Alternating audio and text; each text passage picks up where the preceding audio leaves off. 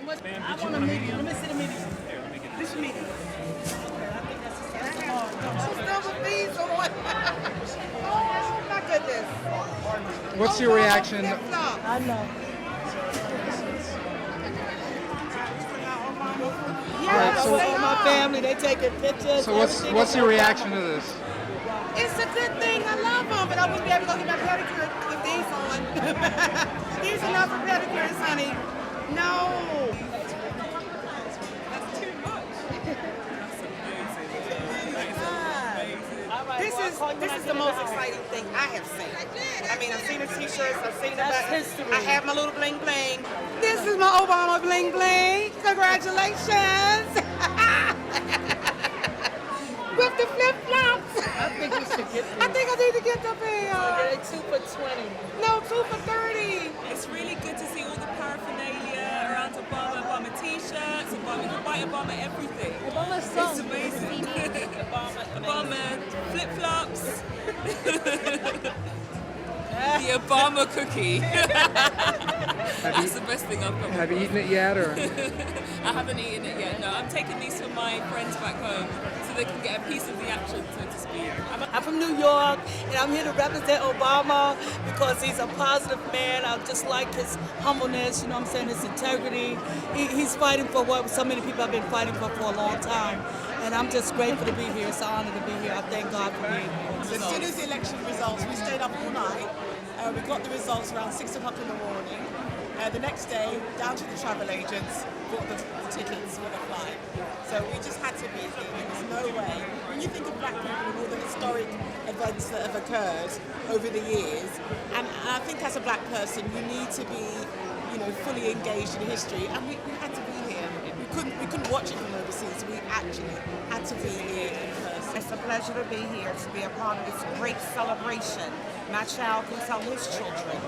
I'm just sorry that my parents are not here to be a witness of this glorious occasion that I will be on the mall celebrating tomorrow with the thousands and millions of people from all over the world. Now, did you get tickets or anything? You just came No, down? I don't have any tickets. I don't even tried need so tickets. hard for tickets.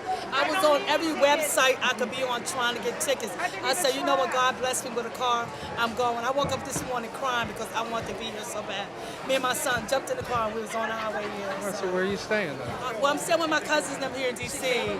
But we need, my girlfriend came down also. She's from Chicago. She met me and we just all came down together. I would like to believe a change has come. I would really like to believe that after all the excitement and after all the kind of euphoria and everybody's really absorbed that the actual fact that we now have a black president, that the change will come, that people's lives will change physically, mentally, spiritually, economically and socially. So I'm really, really happy. I'm really excited. I'm hoping that this will transcend over the Atlantic to the UK. It will transcend over to Africa. It will transcend to all areas where there are actual black people. I mean, I believe it will change lives globally, all over the world. But I particularly would like to see the changes that will make in our lives as African and African American people. So I'm really excited. And now you got your flip-flops. Yes, I got the flip-flops. I wish my grandmother, who was a slave, that would be able to wear these flip-flops, but she's no longer with us, but I'm going to wear them for her. For the many years of cotton she picked, Obama and Martin Luther King brought us out. You, Obama!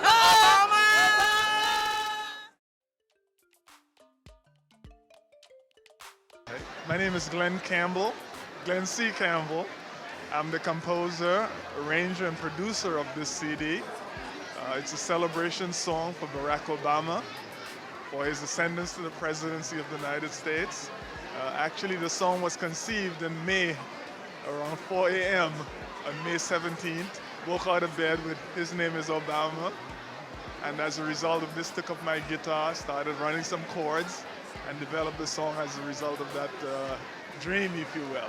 I live in Brooklyn, but I'm originally from Trinidad, West Indies. A number of people who've heard the song, they're very excited about it. A lot of people like the rap version, but my favorite is all of them. It's Barack Obama. His name is Obama. His name is Obama. His name is Obama. Business has been moving. It was a little slow last week, but since the inauguration is much closer, it's been picking up quite a bit. He's been a tremendous point of interest to me. a point of inspiration. I think about it a lot in a historical perspective. The fact that a black man has risen to the point of presidency does not mean that all the problems of the last 400 years have been taken off the table. The legacy of 400 years of slavery is very damaging, and we applaud him for getting to the level of presidency. We encourage him, we pray for him, we support him every possible way. But that's not a major marker in terms of black people's development and acceptance in this society. I think we have a long way to go still. Obviously, the children will have a role model in Barack Obama, and that's a very good thing for the future. We are almost on our last leg in terms of our life on this planet, and to see the kind of possibility as a result of children like his children, it gives me a bit of encouragement. Other than watching President Obama get inaugurated, we are also part of the University Presidential Inaugural Conference. And we are from Georgia, my friend Tyler and I. And we have driven up here, and we are partaking in 4 days prior to this. We've been watching the likes of Al Gore and Colin Powell speak to over 5,000 college students from all over the nation. And we are currently situated at 6 hotels, and it's just an absolutely wonderful time. Once-in-a-lifetime experience like no other. You can't ask for something better than this. It's history. You're living through history right now, and I just hope that people understand how important it is that we have a president like Obama in office right now, and it's going to be wonderful tomorrow when we watch him get sworn in. First of all, we drove from Georgia, so we drove 12 hours to get here, and it was worth every mile and every minute. Day one began at 4 o'clock in the morning when we got up because we had to go see General Powell at 8. And he spoke wonderfully, loved every bit of what he had to say, and he's just he's influential, just like Obama is, and backs him, of course. And he was telling us not to lose the passion, to keep up what we've been doing the entire time, so that even after this election, we can still support Obama and his policies and what he decides to do for the country, and not let the trend die down. On campus, at least, we watched hundreds of students lining up to register to vote, which was something unheard of in the past. So many people came out to the polls in Georgia, it was unbelievable. You had to stand in line forever if you wanted to vote early or anything like that. So it was an amazing sight just to watch how many people cared this time and came out. It strikes me because he's showing his capabilities as a leader to rally people that didn't even think that they would like to vote for somebody like that. And if you watch across America, you've seen, especially the people in my generation, have just risen up and said, hey, we're here. And it takes a good leader like that to step up and say, let's find everybody and let's get everybody behind the same cause. And that's something that I admire about him. When you look out and you see, you want to make sure that it wasn't just, oh, well, my friends are doing it, so I'm going to vote for him too. You have to be completely behind him and look into the issues and look into the actual crises that we're having and have faith. I think we're at a pivotal point in American history, and that if we take the right paths, then we won't look back and ask, why didn't we do something about these things now? As you look across the nation, you can see we do have problems in many different areas. And I think that with a strong leader like President Obama and the cabinet and his administration, that if we can take action now and turn things around, then in the future we won't have these problems to worry about.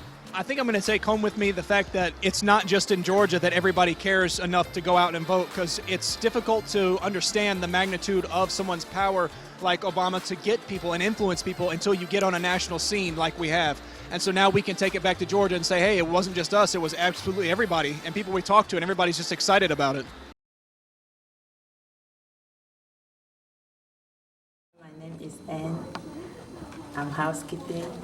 I'm from Cameroon, Central Africa. Okay. I'm very happy this day. I'm sorry I don't speak English very well, but I'm so happy. This is the dream in the world. We just pray to Jesus to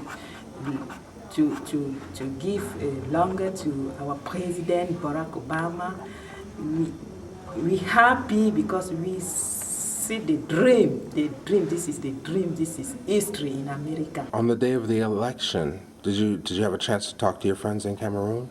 Yes, I'm talking, but the phone is very busy because everybody look the TV. Everybody, when you call somebody, say, oh, I'm look the TV. It's miracle. I don't know how to talk to you. It's very, very, very. It's great. I'm sorry, I can speak English very well, but Okay, and then very happy. So then the question is, what does hope mean to you? Excuse me, sir. What does hope mean to you? The word hope? Okay. Everything. Everything? Everything. So what are your hopes after today, or what's your biggest expectation of today? Yes, today. Oh my God, the language is. Well, speak in your language. That's fine. I'm speaking French. Sure. Je suis vraiment très content parce que la journée d'aujourd'hui, c'est une journée inoubliable dans la vie. C'est une histoire du monde. Ça, c'est un rêve tant attendu. Vraiment, le peuple, le monde entier est tout à fait très content et nous demandons au Seigneur de bien garder notre président Barack Obama. Parce que ce jour d'élection, il y aura beaucoup de choses qui vont changer. On va aider le monde entier qui souffre. Nous avions besoin de lui, nous avions besoin du changement. Vraiment, nous remercions le Seigneur. Tout ce que je peux dire, merci humblement. Thank you very much, Jesus. Thank you. My name is Aminata Wilson. I am one of the hardcore supporter of Obama. I was involved in the campaign trail. I had some of the members come and stay in my house for like 3 days, Friday, Saturday, and Sunday. Between breakfast, we had breakfast, and early in the morning we went out there, and then in the evening we met, we had dinner, and this was a thrilling an opportunity for me to be involved in something so beneficial and very, rewarding and historical, because in my lifetime, being a child from Africa, West Africa, I never thought I would see this day unfold itself, and fortunately it has. And I thank everyone for being part of this, this route, black and white. You see, it's not about color right now. It's about God's doing his job. Like I wrote Obama and said to him that God's will be done. And when he's ready, he speaks. And God has spoken. That's why the crowd is out there, because God has spoken. I came here last night. I caught the train because I was invited to the inaugural ball. And that was an honor for him to have taken the time to even remember me.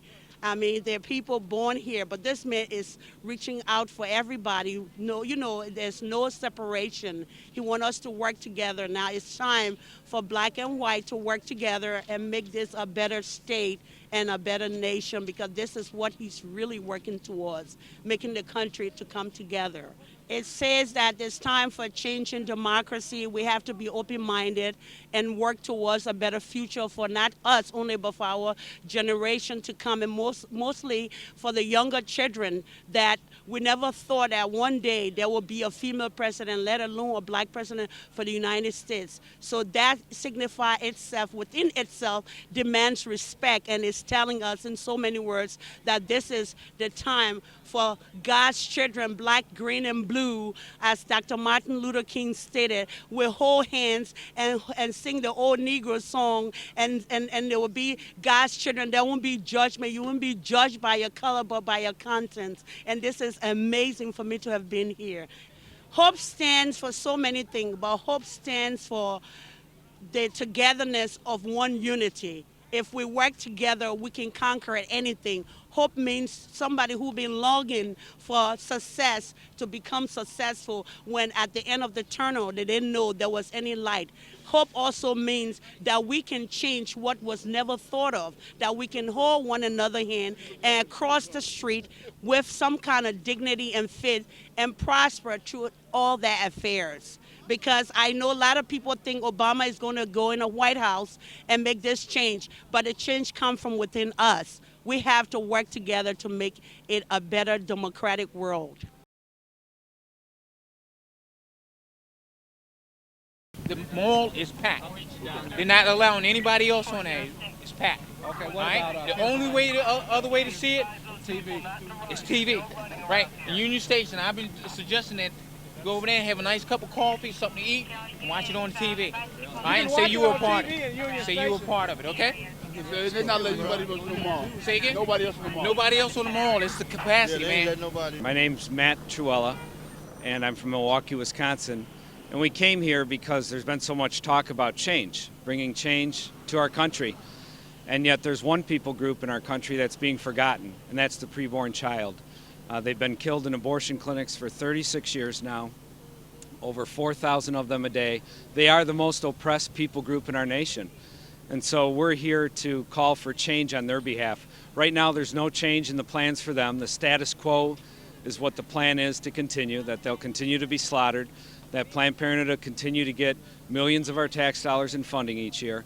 So we're here to say, if there needs to be change for anyone, it's these preborn children, because they are the most oppressed in our country. Someone showed me a picture of an aborted baby, and I was like, that can't be right. It's just some tissue and cells. That's what I was always told. And so when I saw the picture, I immediately went down to a public library and pulled out a medical textbook on fetal development. And I started looking at the pictures of the babies in the womb, and I saw this isn't just some tissue. These are human beings that are being killed. And so I was immediately moved in my heart to take action and do all that I can to try to see this killing outlawed. His position has been that he's for abortion, he's pro-choice, and we're hoping he'll change on that. And we're hoping people will call upon him to change on that, including many of the legislators in our country. I come here every 4 years during the inauguration. So I was here 4 years ago, and I'm here again today to speak up for the preborn. When we started in Milwaukee in 1990, there were 8 abortion clinics in our city. There's only 2 abortion clinics left now, because we've done tremendous efforts trying to educate people regarding this bloodshed and also to help people. We find that about 20% of the women who are having abortions are doing so for economic reasons. So we have doctors who do all the pre and postnatal care for free. We have women who, after the children are born, will watch the children, babysit them, so the women can complete their college education. And just a host of ways to help them with housing, clothing, getting jobs. Our hope is that the American people will no longer view abortion as just some abstract political issue, but that they'll see the humanity of the preborn child and have some compassion in their hearts for them and contact their legislators and take action to see this bloodshed brought to an end in our land. That's what we have hope for, and the change needs to be in our laws. This type of killing needs to be outlawed. You know, Thomas Jefferson said, the purpose of civil government is to protect life. Abandon that, he said, and you have abandoned all. And so our government right now has abandoned its most basic purpose for existing. It's no longer protecting life. In 1973, our government made the preborn child open game to those who kill for profit. So we're saying the laws need to change regarding the preborn, and they need to be protected from being murdered. And there's literally hundreds of thousands of people. We've had many conversations with people here today. Many have told us they've never seen the picture of a baby killed by abortion before, and you could see the horror in their faces. And so I'm real hopeful that people will remember what they saw here today and the literature that we're handing out, and that they'll take action on behalf of the preborn children.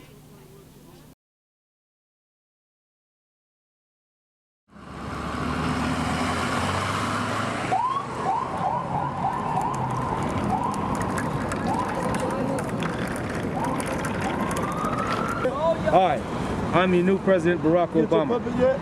I solemnly swear to take care of my country and everybody's country in the world. I'm a wonderful person. I love everyone and everyone loves me.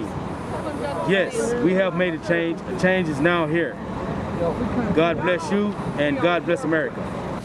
So how was today? What did you make of today? Today is a very historical day. Today is a wonderful day, man. I mean, you know, we've been waiting on this day a long time coming, you know. And I thank God that we do have this man, and I mean, everybody in the world loves this guy, even Russia, dude. I seen people in Russia having our flag in this guy's picture. How wonderful can that be? Absolutely. God bless America, bro. And God bless us as black folks.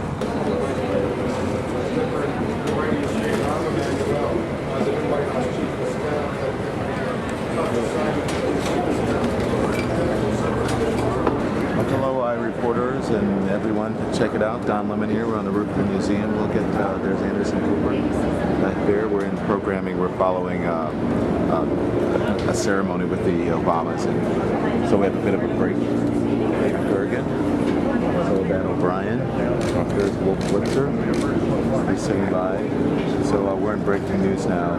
Also, Senator Ted Kennedy collapsed. So there you go. What's your big word for the day?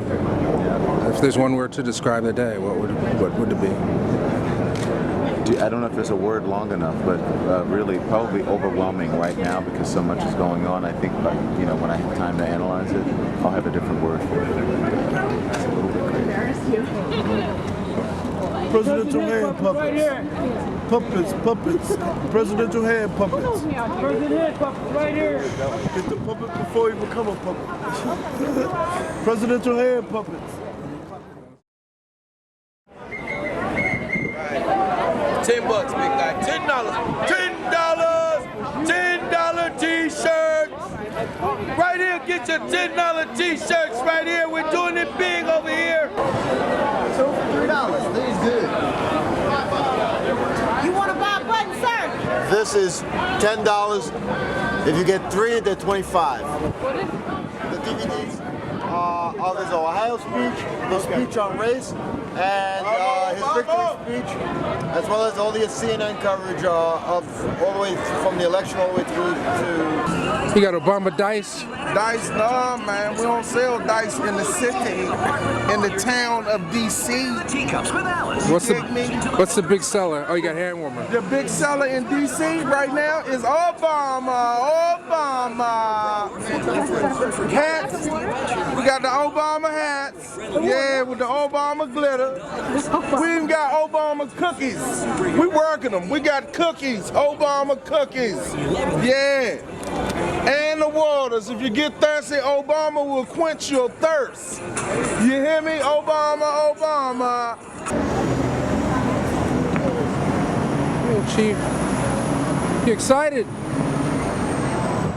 Got the president. Who's our president? Barack Obama. Okay. You gonna be president one day? Hello? All right. Say yes, we did it. Yes, we did.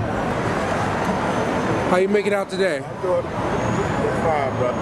How do you feel about the first black first lady? She represents the mother of civilization.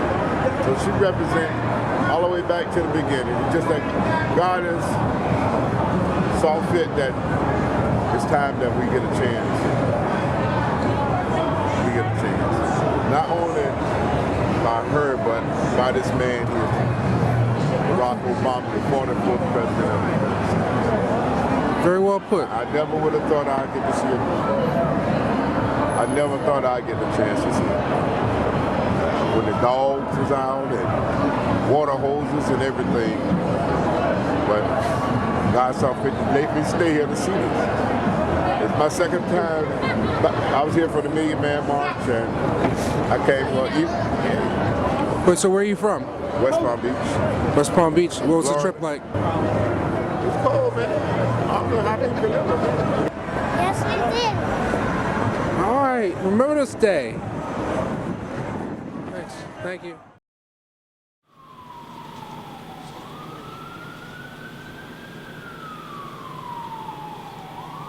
I'm from Washington, D.C. I was born southeast, but my son took me to West Virginia because I had my hip replaced, and he wanted to take care of Mom, and I have a chip bone in my shoulder. So I'm trying to get my disability in effect, and it's been since 2004. Before you ended at the shelter, what were you up to? Just out in West Virginia. Actually, I was sleeping on the streets, trying to find a shelter that had a space, and it, wasn't possible at the time. But then the good Lord got me here, and I know it was God that, got me to come this way. Oh my goodness, everybody's been in a good mood.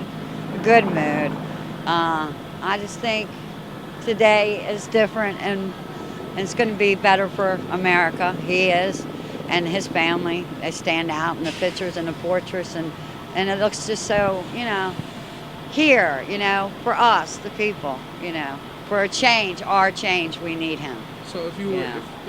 if President Obama were to be looking at this, what would you say to him? I'd say to Obama, Mr. President, that this has been long overdue, and we need you. We need you. Homelessness, foreclosing on houses, and people losing their homes, and it's making a difference with him because he gets on the newspaper Street Sense and he says, beside a white individual, you know, half his face and half a white person, and he says, "Brother, can you spare some change?" And that changed me, and that's going to change everybody. And I think that he is for all. For all. What more can be done to help people like you and people in similar situations? I don't know. I'm just waiting to see what Obama's going to do with it now, you know, and see if it's going to be fast. I feel a difference already. I mean, everybody's coming together, and I've been even going to church more, you know. And What can be done? Anything's possible. I'm not sure. I'm not sure. More housing. I mean, more. Some of these buildings that are boarded up need to come down. The boards need to come down and house these people that are laying on these streets under plastic. I mean, you know, when you're out here, people don't understand. You starve. You go to bed hungry.